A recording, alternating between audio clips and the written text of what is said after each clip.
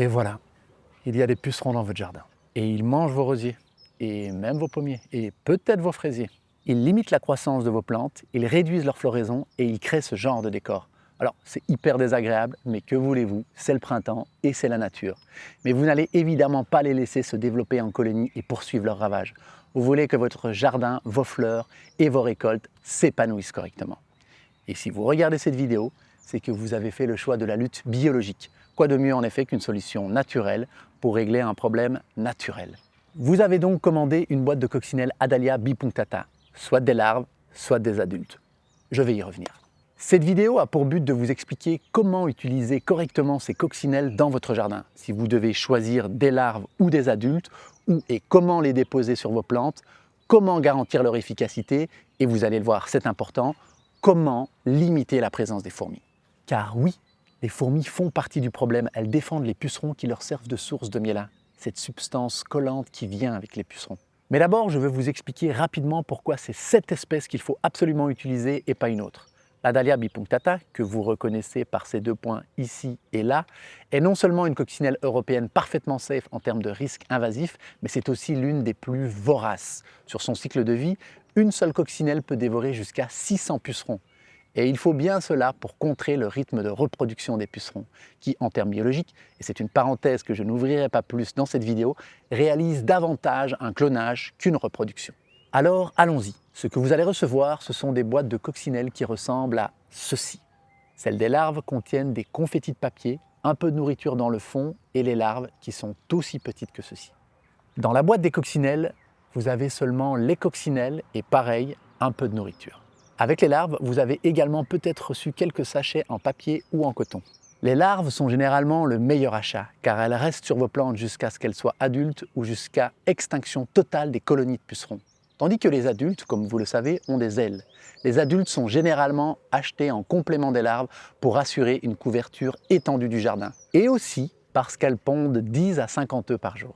Retenez ceci, la bonne stratégie c'est larve en premier pour un impact rapide et ciblé et adulte en complément pour prolonger l'action dans le temps. Combien faut-il de larves par plante? Pour vous donner une idée des quantités, vous pouvez compter 10 à 30 larves par rosier, 5 à 20 pour un arbuste et 2 à 5 pour une plante en pot. En complément des larves, vous pouvez ajouter 1 à 2 adultes pour 10 larves introduites. Prenons une plante infestée et je vous explique comment y déposer vos Adalia bipunctata. Voici un rosier bien contaminé qui fera un excellent cobaye. Les pucerons adorent les rosiers au moins autant que nous. Avant d'y déposer les larves, voici 2 astuces qui augmenteront leur efficacité. Premièrement, nettoyez un peu la plante avec un jet d'eau pour déjà réduire le nombre de pucerons et faire tomber les fourmis présentes. Ensuite, empêchez les fourmis de remonter sur la plante. Pour cela, il existe des bandes de glu qu'on retrouve en jardinerie, pratiques pour les arbres et arbustes, comme ce rosier.